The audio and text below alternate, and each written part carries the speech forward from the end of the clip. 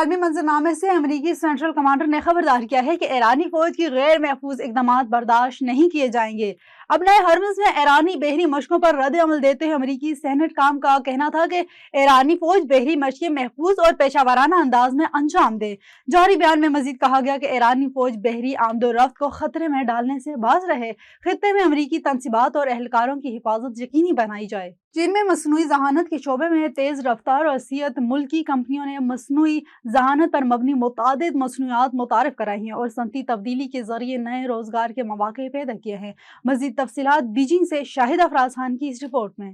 چین میں مصنوعی ذہانت کے شعبے سے وابستہ اداروں کی تعداد 6,000 سے تجاوز کر گئی۔ پچھلے برس چینی کمپنیوں نے مصنوعی ذہانت پر مبنی متعدد چپ مصنوعات متعارف کرائیں، جبکہ چین کی مجموعی انٹیلیجنٹ کمپیوٹنگ پاور صلاحیت 1590 ای فلاپس تک پہنچ گئی۔ ای فلاپس کمپیوٹنگ کارکردگی ناپنے کی ایک اکائی ہے، جس کا مطلب فی سیکنڈ ایک کوئنٹلین فلوٹنگ پوائنٹ آپریشنز انجام دینے کی صلاحیت ہے۔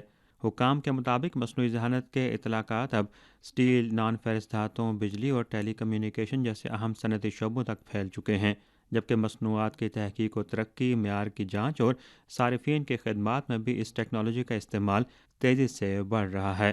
چین کی جانب سے 60 ارب یوان کے قومی مصنوعی ذہانت صنعتی سرمایہ کاری فنڈ کا آغاز بھی کر دیا گیا ہے، جبکہ 2025 کے دوران قومی اور صنعتی سطح کے 40 سے زائد اہم معیارات مرتب اور جاری کیے گئے۔